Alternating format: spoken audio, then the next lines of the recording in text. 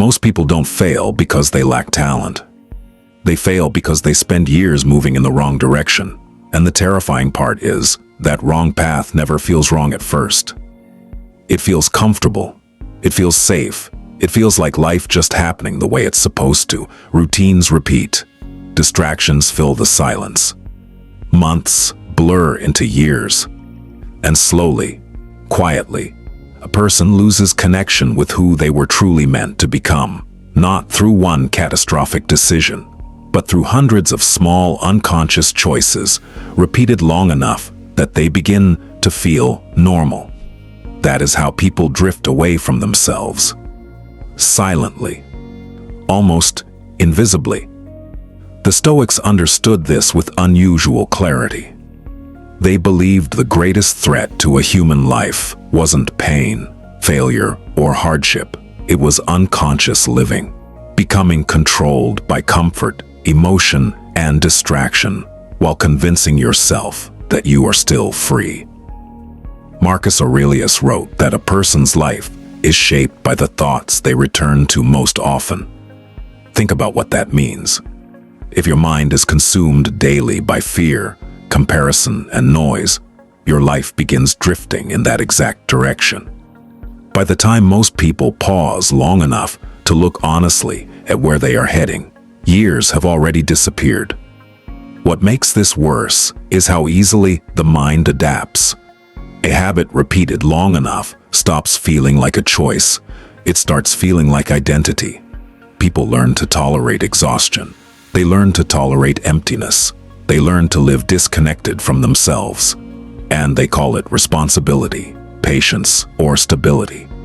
But there is a crucial difference between enduring something meaningful and slowly abandoning yourself. One builds strength, the other quietly destroys it while pretending to keep you safe. Modern life rewards visible movement more than meaningful direction. A person can wake up early, stay busy all day, answer every message, carry endless responsibilities, and still feel an emptiness they cannot explain. That kind of exhaustion is different. It feels heavier because the work is disconnected from purpose. Once a person loses internal direction, they become vulnerable to every external influence around them. Approval starts shaping decisions more than wisdom. Fear becomes louder than judgment. Comparison slowly replaces clarity. People begin shaping their entire identities around being accepted by audiences that constantly change their expectations. One moment, honesty is praised. The next moment, conformity is rewarded instead. Chasing unstable standards creates permanent tension because the target never stops moving. A person begins editing themselves carefully, hiding opinions, suppressing instincts, adjusting behavior depending on the room they enter. Eventually, they become skilled at performing versions of themselves that receive approval, while losing connection to who they actually are beneath those performances. Epictetus taught that real freedom begins when a person stops attaching their peace to things outside their control. Reputation, praise, status, approval, all of it can disappear overnight because it depends entirely on the emotional reactions of other people. Many spend years trying to avoid disappointing others while quietly disappointing themselves every single day. Seneca warned often about the influence of the people closest to you because he understood something most people don't. Their mindset enters your thinking through repetition. Their fears begin influencing your decisions. Their excuses start sounding reasonable because you hear them often enough, spend enough time around constant negativity, and pessimism begins to feel intelligent.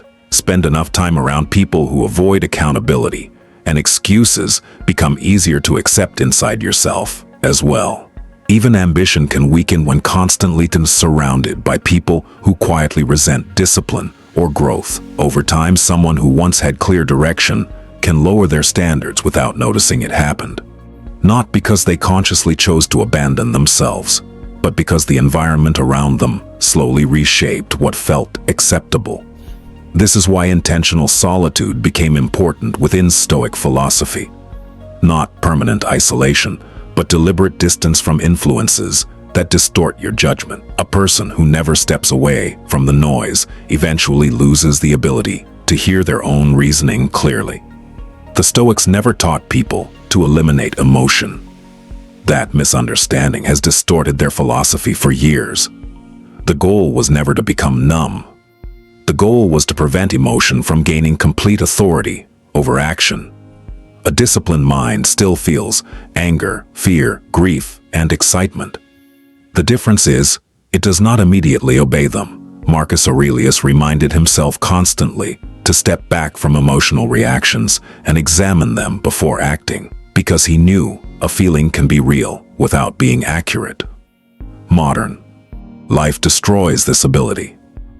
Everything encourages instant reaction, instant opinions, instant responses, instant emotional expression. Over time, the mind becomes conditioned to treat every feeling as urgent. Someone feels upset and immediately sends the message. They feel afraid and immediately retreat.